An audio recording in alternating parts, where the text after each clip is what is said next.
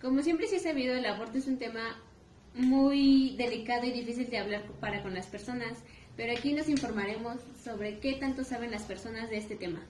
Existen leyes para que el aborto bajo ciertas circunstancias sea legal. En 32 estados de la República Mexicana, el aborto es legal siempre y cuando sea hecho por violación. En 27 estados, cuando se tiene en riesgo la vida de la mujer. En 29 estados y 8 de los estados es autorizado si la mujer sufrió inseminación artificial sin su autorización. Y solo uno de los estados contempla razones por economía insuficiente. En el Distrito Federal la situación es otra, pues desde 2007 el aborto es legal antes de las 12 semanas de embarazo. Esto bajo el programa de interrupción legal del embarazo.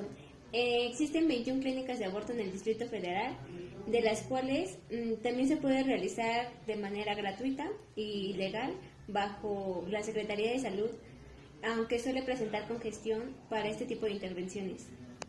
Aborto es la interrupción y finalización prematura del embarazo, de forma natural o voluntaria. En un sentido más amplio, puede referirse al fracaso por interrupción o malogramiento de cualquier proceso o actividad. Incluye tipos de los cuales la gente en su mayoría desconoce, así que nosotros como especialistas les vamos a hablar y les diremos la información necesaria para conocer todo sobre ellos. Un aborto se divide en abortos naturales y provocados. La mayoría de los abortos naturales se producen en el primer trimestre de gestación. Cuando ocurre antes de las 10 semanas se le llama aborto precoz. Entre la semana 11 y la 20, aborto tardío, y pasadas las 20 semanas se les considera aborto prematuro. Pueden ser multifactoriales y la mayoría de las veces no se llegan a saber, pero hablaremos de las más frecuentes. Se deben a causas fetales, es decir, por anomalías congénitas en el feto. Esto con frecuencia por fallos cromosómicos en los primeros estadios de gestación, pero también por anomalías congénitas no cromosómicas y por anomalías en la capa de la célula formada alrededor del huevo entre el quinto y el séptimo día después de la fecundación u otro tipo de anomalías. También puede provocar un aborto espontáneo. Las posibilidades aumentan cuando tienes mala nutrición, tomas alcohol, fumas, te drogas, usas largas jornadas laborales sin el descanso debido, anomalías en el útero o cuello uterino, exponerse a químicos tóxicos o pesticidas, o sufrir un accidente. Aún bien, el aborto también puede producirse por causas maternas, ya sea por alteraciones uterinas, infecciones, endocrinopatías, inmunológicas, estados de desnutrición, enfermedades sistemáticas o infecciosas, entre otras. Según el momento en el que se produce el malogro del embarazo y sus características, el aborto es clasificado en aborto incipiente, y es cuando el cuello del útero está entreabierto, es una señal de que el aborto se está iniciando. Aborto en curso inevitable o inminente. Este ocurre cuando el cuello del uterino está abierto y se ha iniciado el paso del feto. Es cualquier de estos dos casos, sangrado vaginal y los dolores de contracciones uterinas. Se acentúan, lo cual indica que el cuello del útero se está dilatando. Aborto completo o consumado. Cuando después de la muerte fetal, todos los productos de la concepción han sido expulsados del útero. Ya no hay dolor, el sangrado es escaso y se ha vuelto a cerrar el cuello uterino. Aborto incompleto. Cuando no se expulsa por completo el contenido del útero después de la muerte fetal. Requiere tratamiento médico para eliminar los restos que pudieran haber quedado y así evitar hemorragias o infecciones que suponen un verdadero riesgo para la madre. Un aborto incompleto podría derivar en un aborto séptico si se infectara el tejido fetal o placentario que permaneciera en el útero. Ocurre cuando muere el embrión pero la mujer no logra eliminar el saco gestacional durante varias semanas o incluso meses. Ocurre normalmente entre las semanas 8 y 12. Desaparecen poco a poco los síntomas del embarazo, el útero deja de crecer y las pruebas de embarazo se vuelven negativas aproximadamente los siguientes 10 días posteriores. Después de la muerte fetal, requiere un legrado para eliminar el contenido del útero. Aborto por óvulo detenido. Esto sucede cuando el aborto es tan precoz que el óvulo ha sido fecundado por el tejido fetal definido. No alcanza a formarse, no necesita ningún tratamiento y se elimina con la menstruación. La mayoría de veces pasa por desapercibido. Ha evolucionado conforme el paso de los años, puesto que los métodos a los que se recurre a este cada vez son más eficientes y variados. Ahora bien, se le llama aborto inducido a todo aquel proceso o embarazo provocado intencionalmente, ya sea por medicamentos o por una intervención mecánica. De los embarazos inducidos, las causas estarán en factores que son externos al propio embarazo, sino que tendrán que ver con factores como sociales, sexuales y no en factores que afectan directamente al feto.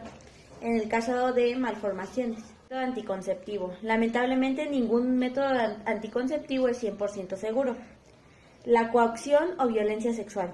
Luego de una violación o el incesto, si se produce un embarazo, es probable que la mujer decida abortar. Y o soltera. A veces la mujer tiene miedo de ser rechazada por la familia o la sociedad, porque un embarazo en estas condiciones limita ciertas metas personales. Tener demasiados hijos. Una mujer o la pareja pueden decidir que ya tienen suficientes hijos y no desean tener más. Relaciones inestables o abandono. Cuando la mujer no se siente apoyada emocional y económicamente por su pareja. Salud física y mental de la mujer. Cuando una mujer tiene algún problema físico que implicaría que su vida corra algún riesgo o cuando no se siente preparada psicológicamente o físicamente para tener un hijo. Malformaciones del feto. Cuando el feto tiene graves malformaciones congénitas. Problemas económicos. Cuando la mujer o la pareja no tienen posibilidades económicas de criar un hijo, ya sea por bajos ingresos, desempleo o por ser estudiantes. Dentro de los abortos provocados entran succión, legrado o aspiración. Es una intervención quirúrgica para remover el contenido del útero. A veces este tratamiento es necesario cuando hay complicaciones después de un aborto medicinal o de un aborto espontáneo. Dilatación y curetaje. Se refiere a la dilatación, ampliación o apertura del cuello uterino y la remoción de una parte del revestimiento del útero y o el contenido del útero mediante raspado y curetaje. En algunos países se conoce como legrado. Dilatación y evacuación. Es un procedimiento en el cual se abre el cuello del útero y se extirpa su contenido.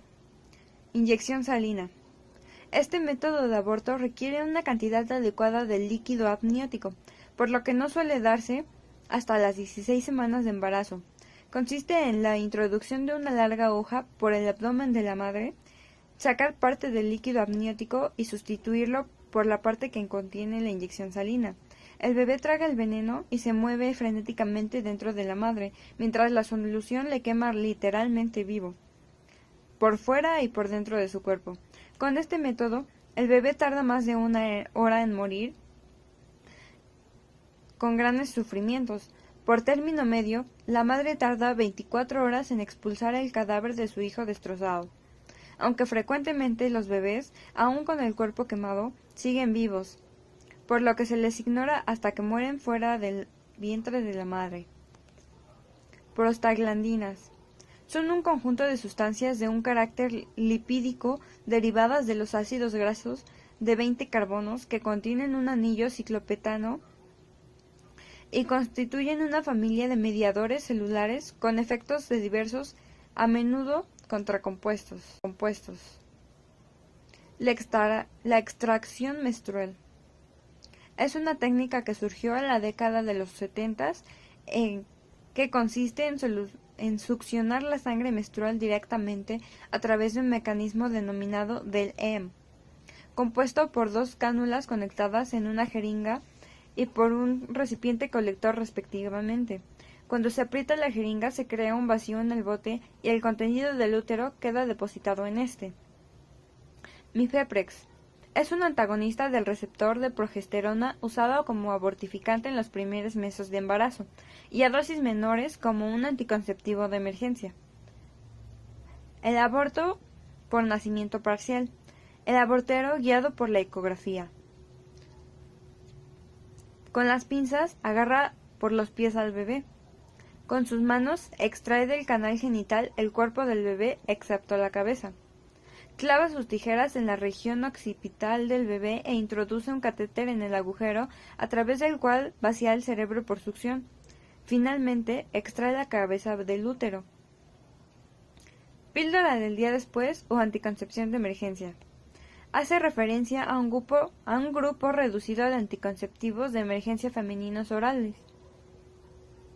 Estos medicamentos se utilizan para prevenir los embarazos no deseados, entre ellos los embarazos adolescentes, desde las primeras horas y hasta los 3 primeros días después de haber tenido relaciones sexuales sin protección. Abortar pone en riesgo tu salud y quizás tu propia vida. Antes de tomar tu decisión, infórmate. Consecuencias del aborto provocado por los diferentes métodos. Legrado o aspiración. Infección, trauma de cérvix, peritonitis, endometritis, laceración o perforación del útero, hemorragia, trauma renal, inflamación de la pelvis, embolismo, trombosis, esterilidad, etc. Dilatación y curetaje. Los mismos riesgos que el de la succión y aspiración, además de los siguientes: perforación uterina, hemorragia, infección del tracto genital, laceración intestinal, absceso pélvico y tromboembolismo. 3. Dilatación y evacuación. Los mismos riesgos que el método de dilatación y curetaje apenas mencionando, además de los siguientes: infección pélvica, renal, de la cérvix y peritoneal. También puede causar que la mujer tenga futuros embarazos, implantación ectópica fuera del útero, bebés de bajo peso o que nacen muertos, malformaciones congénitas, etc. Inyección salina, ruptura del útero, embolismo pulmonar, otros peligrosos coágulos intravasculares, entre otros.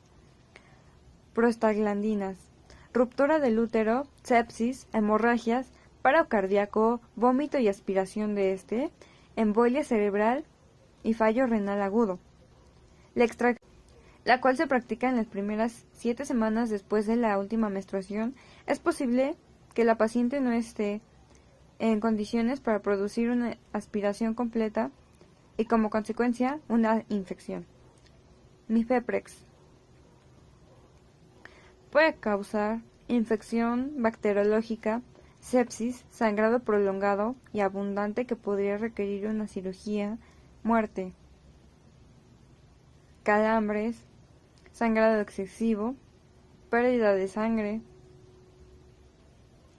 pero de una manera un poco más exagerada. Aunque algunos bebés han sobrevivido a pesar de que la madre ha tomado el riesgo, puede que nazcan con malformidades físicas y mentales. Aborto por nacimiento parcial. Riesgo de ruptura y perforación del útero que podría causar en una hemorragia y terminar en una histerectomía.